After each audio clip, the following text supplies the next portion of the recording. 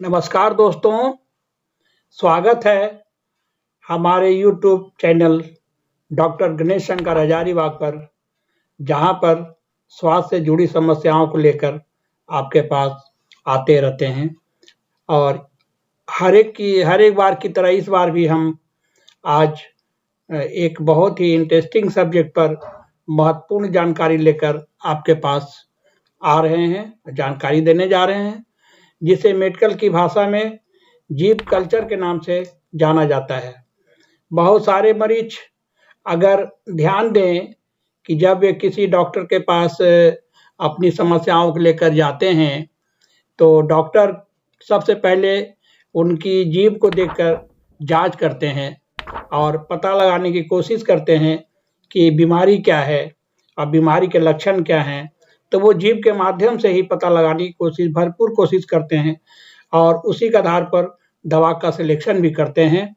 और तो आइए हम जानते हैं कि जीभ का परीक्षण चिकित्सक कैसे करते हैं और कैसे पता लगाते हैं और कैसे दवा का सिलेक्शन करते हैं।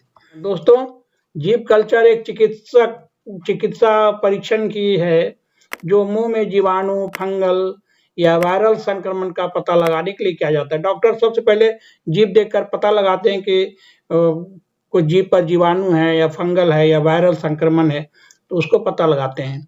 तो और विभिन्न संक्रमणों के कारण जीभ का रंग बदल जाता है, जीभ का रंग चेंज हो जाता है, उस पर परत जम सकती है, छाले हो सकते हैं या अन्य लक्षण हो सकते हैं।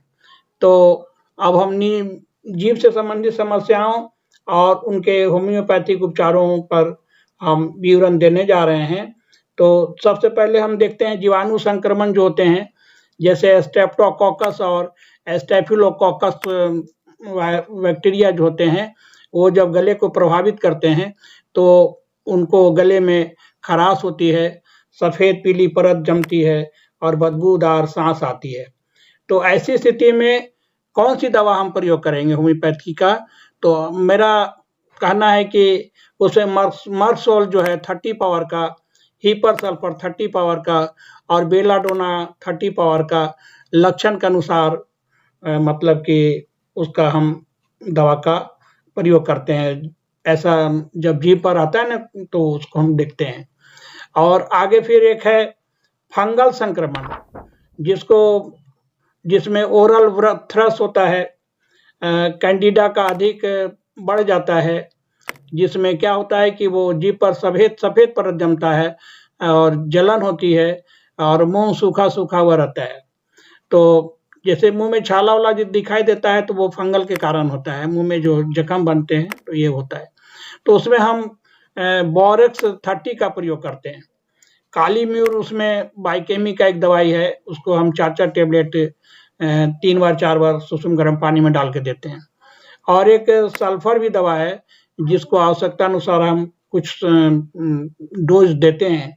आर्सेनिक एल्बम भी उसकी अच्छी दवाई है और मर्सोल भी अच्छी दवाई है इसमें फंगल में। तो इस तरह से हम फंगल संक्रमण में इन दवाइयों का प्रयोग करते हैं। और एक होता है फिर वायरल संक्रमण। वायरल संक्रमण जो होता है, जिसमें हर्पिस होता है, हर्पिस जोस्टर होता है, हर्पिस सिम्प्लेक्स होता है, HPV जो होता है, तो ये सब वायरल संक्रमण के कारण होता है। तो इसके कारण क्या होते हैं, जीभ पर फफोले नजर आते हैं, छाले हो जाते हैं और जीभ में दर्द होते हैं। तो ऐसी परिस्थिति में हम नाइट्रामोर 30 का प्रयोग करते हैं, रस्टक 30 का प्रयोग करते हैं, थूजा ऑक्सीडेंटलिस जो है उसका भी हम 30 या 200 पावर में प्रयोग करते हैं। और आगे हम बताने जा रहे हैं कि वो एक होता है कि जोग्राफिकल जो है ग्राफ होता है, उसमें जीभ पर बन जाता है, जैसे नक्शेदार जीभ जिसको बोला जाता है, तो उसमें वो बनता है। उसमें क्या होता है कि जीभ पर सूजन आ जाती है, लाल लाल चकत्ते आ जाते हैं।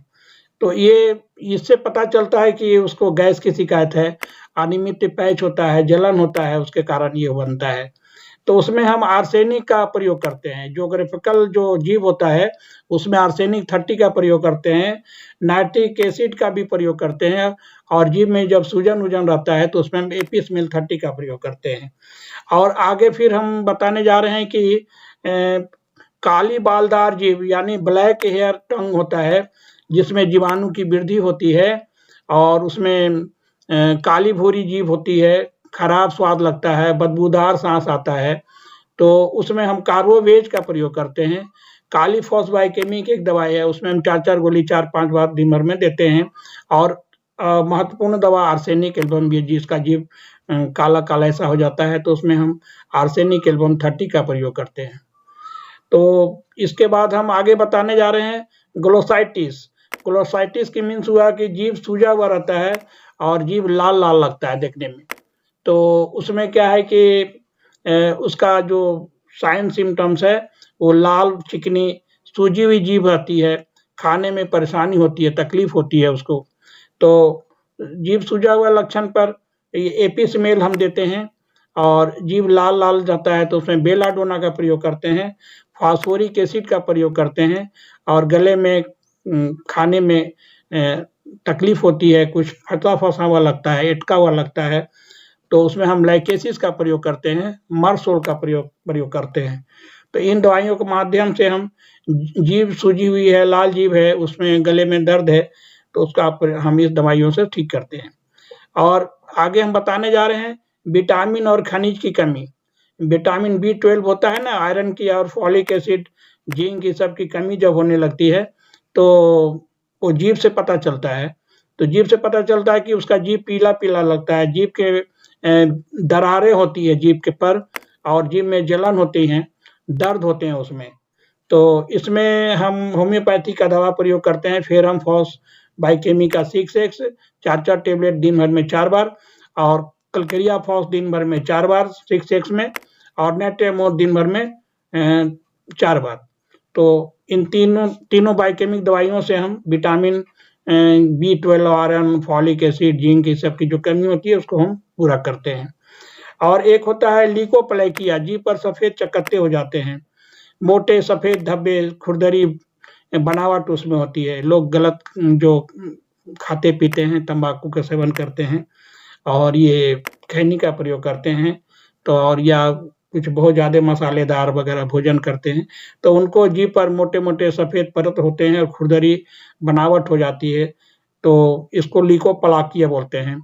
तो इसमें हाइड्रेस्टिस-कैन बहुत अच्छी दवाई है, और नाइट्रिक एसिड बहुत अच्छी दवा है, और थूजा जो है इसको हम इंटरक्यूरेट रेमेडी के तौर पर 200 पावर या 1 ml बीच बीच में उसको देते हैं, और हाइड्रेस्टिस 30 और नाइट्रिक एसिड 30 अल्टरनेट करके हम लोग 4-4 टेबलेट और देते जाते हैं।